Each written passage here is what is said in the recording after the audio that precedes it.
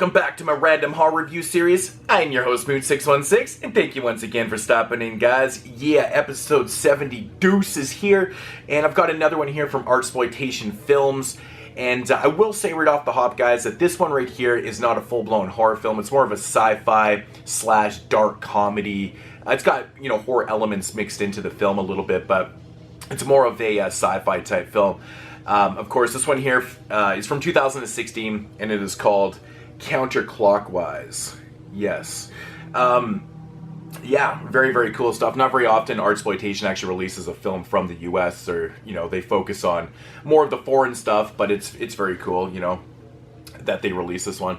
Now, getting into the synopsis of the film, it's basically about this independent scientist who is working on this portal machine, and he inadvertently kind of makes a time machine that kind of shoots him 6 months into the future, where he finds out immediately that he is a wanted criminal, and so now he's got to make his way back to the present day to fix the events that, led up to him being a criminal, so he can, change the future. So that is that's the, synopsis on the film. Now, my thoughts on this one. I really enjoyed the premise of this film. I'm a big fan of time travel films, Back to the Future being one of my favorite movies of all time and stuff. The thing is with these time travel films, the thing you're always looking for is continuity issues. This one right here actually did a really, really good job of actually staying true to the time and the continuity and things like that. I thought that was very, very interesting. So the overall product of the, the presentation of the story and stuff was actually really well done. Very well acted too. I will say, for an independent film, a lot of the acting was pretty good. It was pretty solid, above average, things like that. Shot very well. Cinematography, fantastic in this one. I thought there was a lot of really cool shots. Shots in mirrors, without the reflection. Things like that. Editing was pretty good. I didn't really care for the music in this one. It has a very ominous kind of sound and feel to it, which was kind of, I don't know, it fit the tone of the film, because overall this film, being a sci-fi, kind of dark comedy film, I was expecting it to be a little more silly at times. This one's actually played very straightforward. It's a very serious tone type film with very little comedy. There is a little bit of dark humor mixed in there, of course, in certain issues and things like that, but overall, it's a very, very dark tone film, so the soundtrack does make sense, but it at times just felt a little bit too generic for me and stuff like that.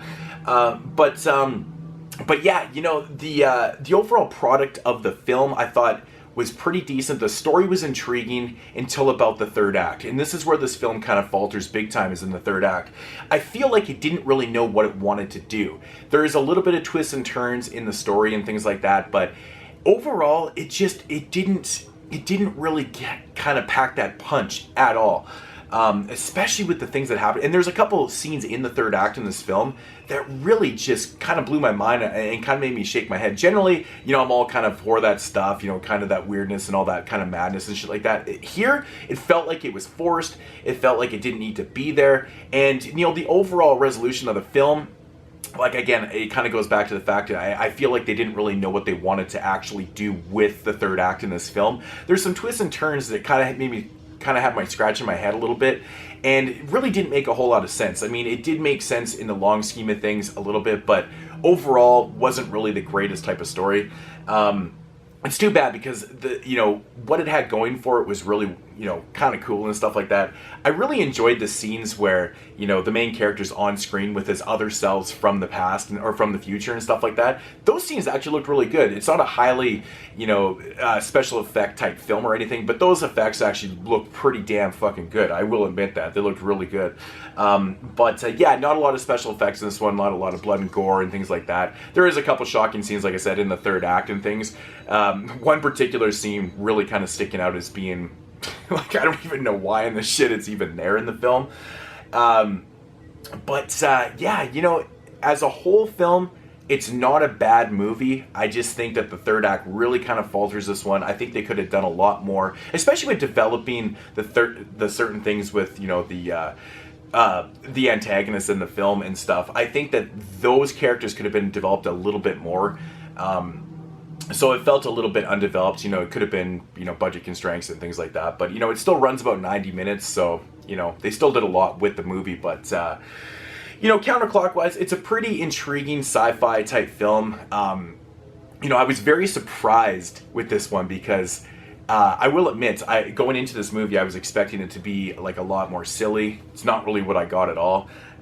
So that was a very big surprise to me, and I kind of did like that. And I can see why this film has won a bunch of awards and stuff like that. It's a pretty good indie film, but overall, it just didn't really pack that punch. The third act really kind of hurt the film for me. And if I had to rate this one, I'm going to still give it about a 6 out of 10. I still think it's definitely worth the watch. You might get a little bit more out of it than I did. But you know, the effort put into this film was pretty well done. It's low budget, but still very semi-effective. I just wish that, you know, the third act just packed a little more punch. It's kind of a shame for myself, but yeah, cool stuff, man. Counterclockwise, not a bad watch, but you know, it is what it is.